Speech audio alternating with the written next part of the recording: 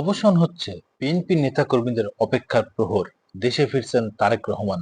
আগামী 6 আগস্ট বিএনপির বিজয় মিছিলে সশরীরে তারেক রহমান উপস্থিত থাকবেন বলে জানা গেছে। তারেক রহমানের আগমন ঘিরে দলীয় বিভিন্ন প্রস্তুতি নেওয়া হচ্ছে। কিছুদিন ধরে রাজনৈতিক অঙ্গনে এমন আলোচনা ও গুঞ্জন চলছে।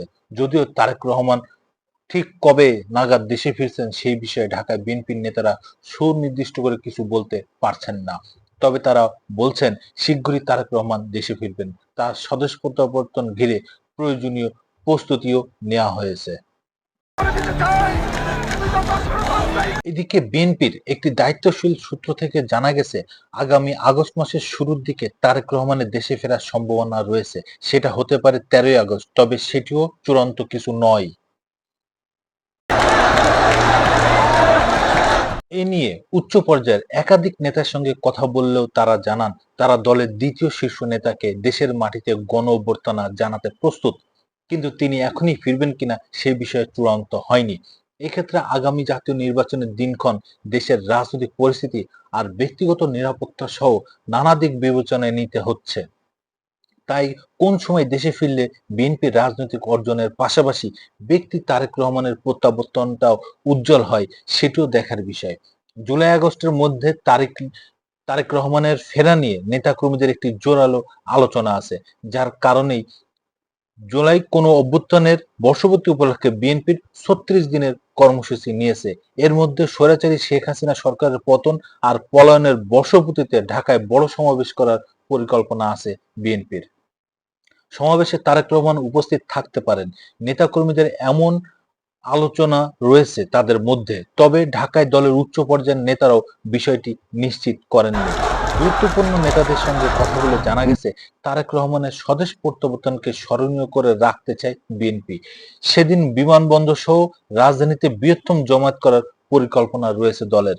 লন্ডনে অন্তর্বর্তী সরকারের প্রধান উপদেষ্টা অধ্যাপক মোহাম্মদ ইউনূস আর তারেক রহমানের দ্বিপক্ষীয় বৈঠকের পর যৌথ ঘোষণা অনুযায়ী আগামী বছরের ফেব্রুয়ারির প্রথমার্ধে নির্বাচন অনুষ্ঠিত হওয়ার কথা।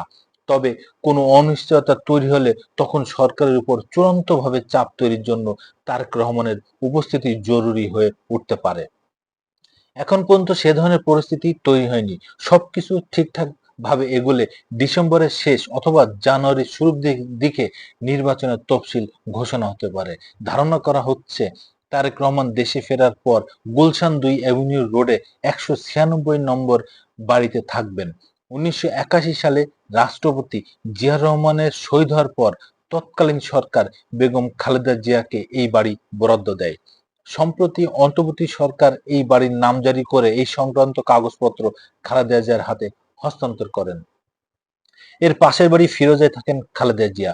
গুলশানের ১৯৬ নম্বর বাড়িটি ব্রিটিশ আমেরিকান টোব্যাকো বাংলাদেশের কাছে ভাড়া দেওয়া হয়েছিল। জানা গেছে ব্রিটিশ আমেরিকান টোব্যাকো এই বছরের শুরুর দিকে বাড়িটি ছেড়ে দিয়েছে। এখন নতুন করে বাড়ির ভেতরের বাইরে রং করা সহ প্রয়োজনীয় সংস্কার কাজ চলছে। 111 এর জরুরি সরকারের সময় ২০০৭ সালের ৭ই মার্চ তারেক রহমানকে গ্রেপ্তার করা হয়।